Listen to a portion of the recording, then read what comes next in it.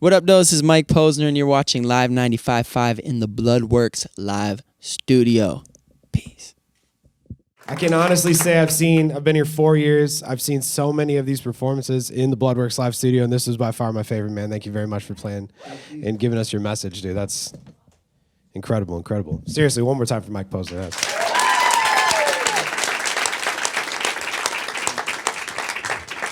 Congratulations on Song About You, man. Thank you. It's a seriously good track. Thank you. So I got to ask, what's next for you? What are you writing? What can we expect? I'm actually not writing right now. Okay. My album is done. So, artists do it different ways. Some artists, they like to put out a single, and then if people like it and becomes a hit, they sort of make an album after that. Right. That I guess sounds like it, or sounds like the song. But I don't like to do it this way. I like to finish the whole thing, and then I put out the first song. So I'm actually, I've been writing like the last 2 years. Yeah. I'm like done, and now I need to live more life, and then I can write about things from a different vantage point. Excellent. I think we were talking backstage. The last time I had seen you was with your ninja show you did out here at Forest Park, or one of the parks out here. Man. It was cool. It was cool. I remember that. It was cool to hear those songs, because I've seen you before. I saw you play like the Spring Fling out in Boise State, and I like seeing shows like that where it's just you and an acoustic guitar, because then you can feel the emotion like we did today right here in the Bloodworks live studio. So Thank you for doing the ninja shows. Yeah, I really appreciate that. So what was inspiring you on this album that you just finished up? I mean, just life. I talked about a little bit before, with a lot of loss, of just like death. Like we all have that, and then, man, it was just about. Really, I was riding high when I took a pill in Ibiza. Song was like this. I don't know. They played it 1 billion times or something crazy, and we're still playing it. I think I just and. Basically, I got a call from my mom saying, Dad has a tumor in his head the size of a tangerine, and they're going to take it out tomorrow. So I sold my house in L.A., basically moved back to Detroit to help my dad die. He had brain cancer. And then, I just fell in love in this relationship, a really beautiful relationship, and then it ended. And so just dealing with this loss, and then, Tim dying, and finding the beauty in all this darkness. Werner Herzog says the poet must not avert his eyes. What's that mean? It means that if you're a real poet, you're a real artist, you got to look at the beautiful and the divine things and help people to see that. But at the same time, you have to look at the ghastly and the disgusting and find the divine in that as well. So that's what I think my job is. Right.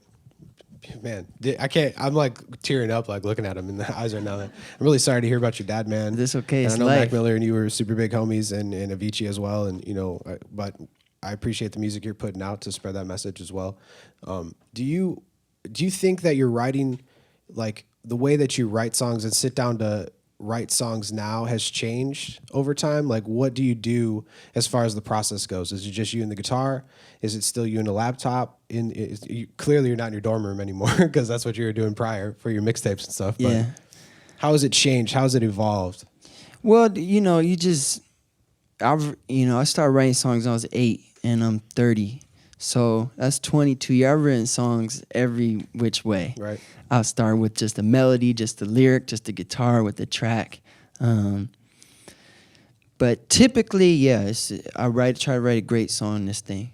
And then when we put a beat to it, we record it, and it sounds good, it's a good song. Basically, that's the test. If you have we call it the campfire test. It was a song on the radio if it's big, but if you played at the campfire, would it be good? Right. And so I kind of reverse engineer this and write them as dope campfire songs, and then try to make good recordings out of those compositions. And they're working, man. Thank you. Your last EP with BSUR and I Took a Pill and a Bees on it. It was I listened to that on repeat over and over again for Thank a long you, time. bro. And then they made the remix. You know, that's what we play. That's what we've been playing on the radio. But Thank you. Yeah. I do appreciate the acoustic value that you put into it. And is this your favorite guitar? It looks Yeah, it's my looks like baby. you've had it for a while. Well, this guitar is from 1954. Damn. So I don't know how many people had it before me, but I'm guessing a number. You gotta think this guitar was being played, like before the Beatles came over. Right. So it's just like, it's amazing. I hope I get to pass it down to someone else at some point. But yeah, this is, I probably own 5 to 10 guitars, but this is the one. Yeah. This is I It's- take it everywhere. it's a with beauty, me. man. She's it's pretty. been so we were auditioning people for. We had an open spot in my band, and they were like, I'd be so scared to take that out because it's old.